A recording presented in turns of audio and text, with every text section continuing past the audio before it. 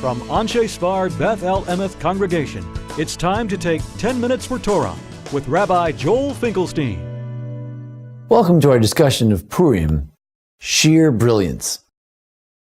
The Gemara in Megillah Daf Tesvav Amud Beis, the Talmud in 15b, says as follows.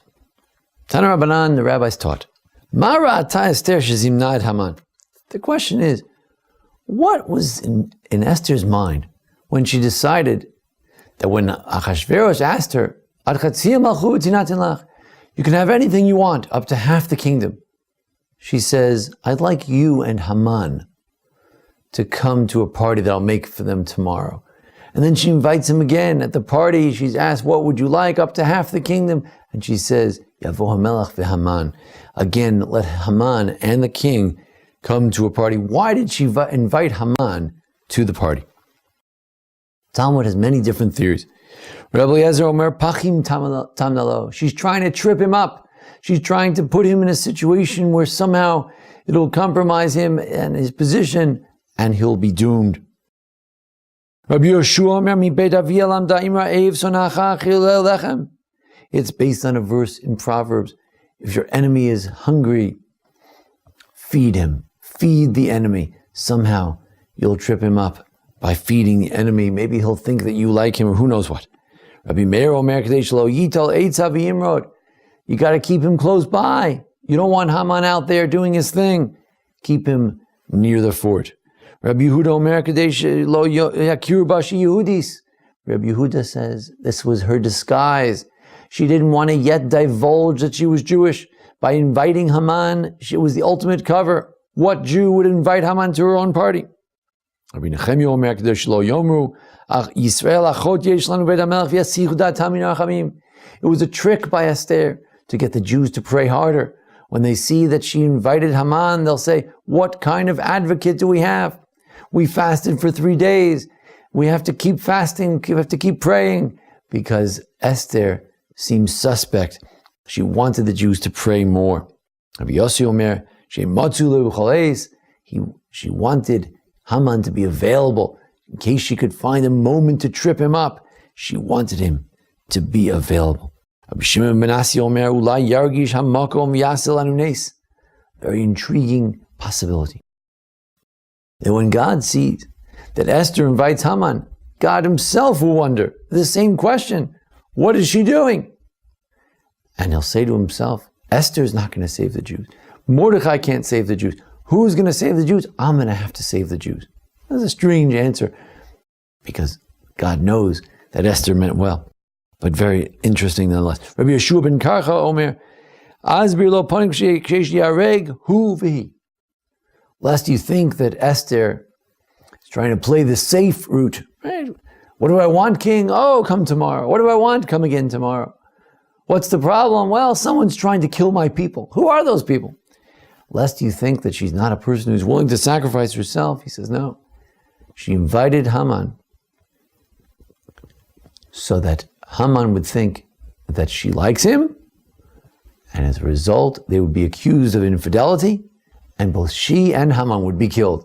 And she'd be happy about that, because at least she would get rid of the enemy of the Jews. Great act of self-sacrifice.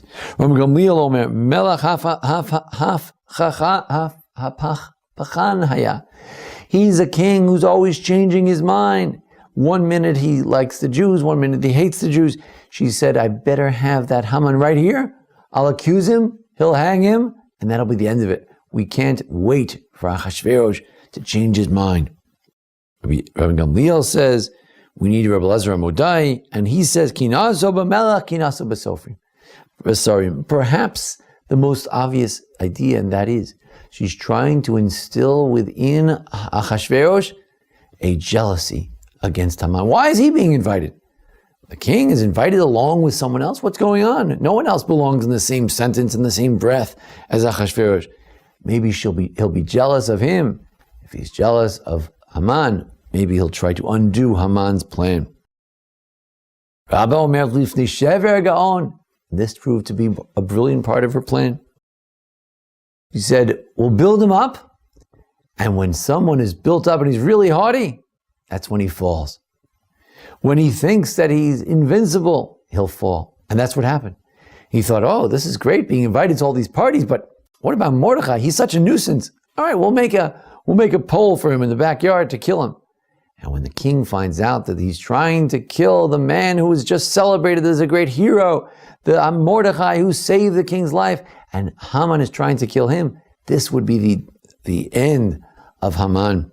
But Lifnei Shever Gaon, before his fall, he's going to rise to great power, only to trip even harder.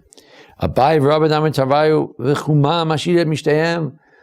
that when it comes to Belshazzar, the father-in-law of Achashverosh, we know that his downfall was through drinking, so too he'll bring the downfall of Haman through his own drinking. So the question is, what was the reason? So many reasons. It's 9 or 11 answers here. So what's the reason? Why did she invite Haman to the party? So Ashkeche Rabba bar Avua leEliyahu. So one of the great rabbis found Eliyahu Hanavi, and he says, "Come on, Chazia Esther, va'avdachi."